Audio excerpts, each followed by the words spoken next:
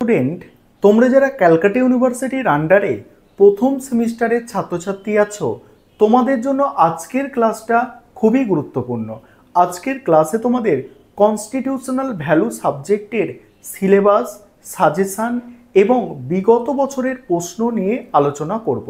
প্রথমে তোমাদের সিলেবাসটা আলোচনা করে দেব, তারপর সেই সিলেবাস থেকে গুরুত্বপূর্ণ কোন প্রশ্নগুলো তোমাদের তৈরি করতে হবে সেটা আলোচনা করব এবং শেষে তোমাদের বিগত বছরে কি প্রশ্ন এসেছিল সেই বিগত বছরের প্রশ্নটা তোমাদের আমি দেখিয়ে দেব। প্রথমেই তোমাদের বলে রাখি যে এই যে কনস্টিটিউশনাল ভ্যালু সাবজেক্ট, এটা প্রথম সেমিস্টারে আর্টস হোক, কমার্স হোক, সায়েন্স হোক, প্রত্যেক স্টুডেন্টকে কিন্তু পড়তে হবে। 50 নম্বরের পরীক্ষা হবে।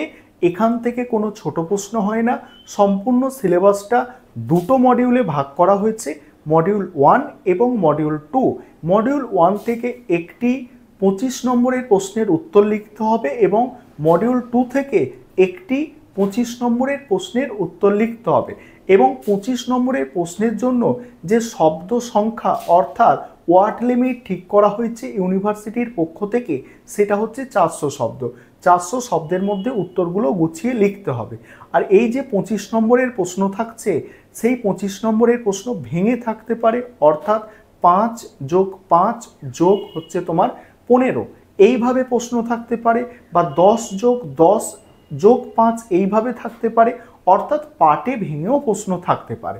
আর এই যে এই সাবজেক্টের পরীক্ষা হবে, এটা নিজস্ব কলেজে হবে, অর্থাৎ হোম সেন্টারে পরীক্ষা হবে, তবে কোয়েশ্চেন পেপার ইউনিভার্সিটি তৈরি করবে। আরও একটা তথ্য এই সম্পর্কে বলে রাখি, তোমাদের এটা 3টে শিফটে পরীক্ষা হয়, অর্থাৎ ডে শিফট হবে, ঠিক আছে, ডে শিফট হবে, মর্নিং শিফট হবে এবং ইভিনিং শিফট হবে, অর্থাৎ 3টে শিফটে যখন পরীক্ষা হচ্ছে, প্রশ্ন কিন্তু 3টে সেটে হবে। তাই এখানে যে সাজেশানগুলো তোমাদের দেওয়া হয়েছে, প্রত্যেকটা প্রশ্ন তোমরা করার চেষ্টা করবে। এবার তোমরা সিলেবাস, সাজেশান এবং বিগত বছরের প্রশ্ন দেখে নাও, আমি স্ক্রিন রেকর্ডের মাধ্যমে তোমাদের দেখাচ্ছি। আরেকটা বিষয় তোমাদের এখানে বলার আছে, তোমাদের জন্য অনলাইন কোচিং ক্লাস চলছে। তোমরা যদি কেউ অনলাইন কোচিং ক্লাসে অ্যাডমিশন নিতে চাও, সেক্ষেত্রে স্ক্রিনে যে নম্বর আছে এই নম্বরে যোগাযোগ করে অ্যাডমিশন নিতে পারো। প্রথমে তোমরা সিলেবাসটা দেখে নাও। তোমাদের সম্পূর্ণ সিলেবাসটা দুটো মডিউলে ভাগ করা আছে। মডিউল 1-এ যে টপিকগুলো আছে দেখো, প্রথম যে টপিকটা আছে দেখো, কনস্টিটিউশন অফ ইন্ডিয়া অ্যান্ড কনস্টিটিউশনালিজম, অর্থাৎ ভারতের সংবিধান এবং সাংবিধানিকতাবাদ। তার সঙ্গেই আছে কনস্টিটিউশনাল ভ্যালু, অর্থাৎ সাংবিধানিক মূল্যবোধ। সেখানে পড়তে হচ্ছে জাস্টিস, লিবার্টি, ইকুয়ালিটি, ফ্রেটার্নিটি, অর্থাৎ ন্যায়, স্বাধীনতা, সাম্য। তারপরে দেখো পরে কি আছে দেখো, দ্বিতীয় যে টপিক আছে ফান্ডামেন্টাল রাইটের উপরে আছে, অর্থাৎ মৌলিক অধিকার আছে, রুল অফ ল আছে, অর্থাৎ আইনের ভূমিকা, এবং সেপারেশন অফ পাওয়ার, অর্থাৎ ক্ষমতার বন্টন, যেটাকে ক্ষমতার স্বতন্ত্রীকরণ বলা হয়। তারপর সভিয়েন্টি আছে, সোশ্যালিজম আছে, সেকুলারিজম আছে, ডেমোক্রেসি আছে, রিপাবলিক আছে, অর্থাৎ সার্বভৌম, সমাজতান্ত্রিক, ধর্মনিরপেক্ষ, গণতান্ত্রিক, প্রজাতন্ত্র। Next module 2। মডিউল 2-এ প্রথম যে টপিকটা আছে, যেটাকে 4 নম্বর অধ্যায়ে ধরা হচ্ছে, ফান্ডামেন্টাল ডিউটিস, অর্থাৎ মৌলিক কর্তব্য, তার ইমার্জেন্স, অর্থাৎ উত্থান, ভ্যালু অ্যান্ড সিগনিফিকেন্স, অর্থাৎ উত্থান, মূল্য, আর হচ্ছে তাৎপর্য। নেক্সট আছে দেখো, নেক্সট আছে আর্টিকেল 51A, অর্থাৎ অনুচ্ছেদ 51 যে গণতান্ত্রিক দায়িত্ব আছে, অর্থাৎ যে ডিউটিস আছে সেগুলোর কথা বলা হচ্ছে। এবং শেষ যে টপিকটা আছে তোমাদের, যে legal status of fundamental duties and limitation, অর্থাৎ মৌলিক কর্তব্যের আইনি অবস্থা আর হচ্ছে সীমাবদ্ধতা। এটা হচ্ছে সিলেবাস। এবারে তোমরা সাজেশন দেখো এবং শেষে তোমাদের কেমন কোয়েশ্চেন আসে সেটা দেখাবো। এবারে তোমরা সম্পূর্ণ সাজেশনটা দেখে নাও। তোমাদের মডিউল 1 থেকে একটা 25 নম্বরের প্রশ্নের অ্যান্সার করতে হবে। মডিউল 1 থেকে যে প্রশ্নগুলো তোমাদের তৈরি করতে হবে, প্রথম প্রশ্ন হচ্ছে সংবিধান এবং সাংবিধানিকতা। দ্বিতীয় প্রশ্ন, ভারতের সংবিধানে উল্লেখিত স্বাধীনতার অধিকারটি আলোচনা করো।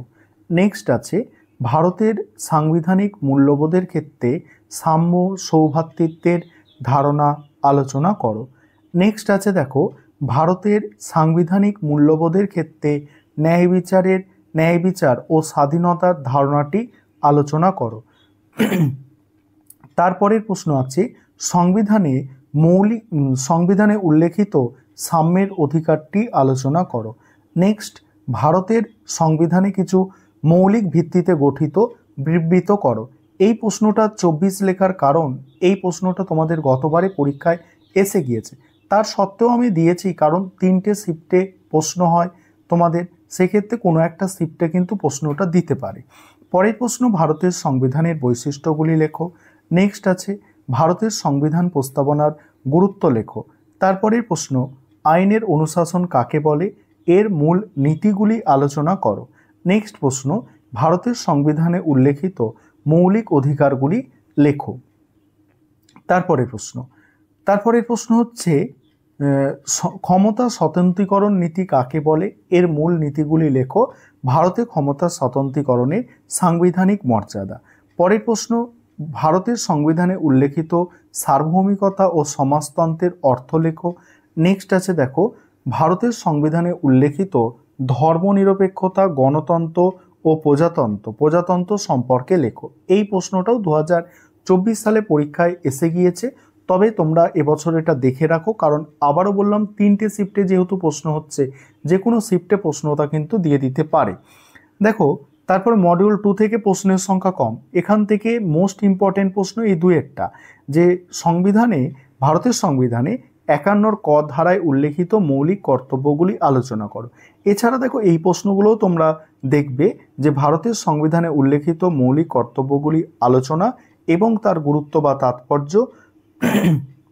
নেক্সট আছে মৌলিক কর্তব্যের আইনি মর্যাদা লেখো, মৌলিক কর্তব্যের সীমাবদ্ধতা লেখো, ভারতের সংবিধানে মৌলিক দায়িত্ব উদ্ভবের প্রেক্ষাপট আলোচনা করো।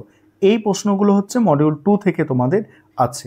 এবারে তোমরা কোয়েশ্চেন পেপার একটা দেখে নাও 2023-24 শিক্ষাবর্ষের যারা ছাত্রছাত্রী ছিল গতবারের, অর্থাৎ কোয়েশ্চেন পেপারটা দেখো। এবারে তোমরা কোয়েশ্চেন পেপার দেখে নাও, গত বছর পরীক্ষার কোয়েশ্চেন পেপার এটা দেখো। Constitutional value and fundamental duties, এটা তোমাদের সিভ্যাকের পেপার এবং তোমাদের ফুল মার্কস হচ্ছে 50। সেখানে দেখো মডিউল 1 থেকে 2টো প্রশ্ন দেওয়া আছে, একটা প্রশ্নের অ্যান্সার করতে হয়। দেখছো এখানে 400 শব্দের মধ্যে লিখতে বলা হচ্ছে। এখানে দেখো যে 2টো প্রশ্ন দেওয়া হয়েছিল গতবারে তোমরা দেখতে পাচ্ছ, প্রশ্নগুলো কিন্তু এইভাবেও আসতে পারে, অর্থাৎ 5 + 5 + 15, তারপর 10 + 15 এইভাবেও আসতে পারে। দেখো সাজেশনের মধ্যে এই প্রশ্নগুলো কিন্তু আমার আছে, দেখতেই পাচ্ছ। পরে দেখো পরের প্রশ্ন আছে, দেখো 25 নম্বরের টানা প্রশ্নও আসতে পারে, তারপরে দেখো 10 + 15 এইভাবেও প্রশ্ন আসতে পারে। এই হচ্ছে তোমাদের কোয়েশ্চেন পেপার।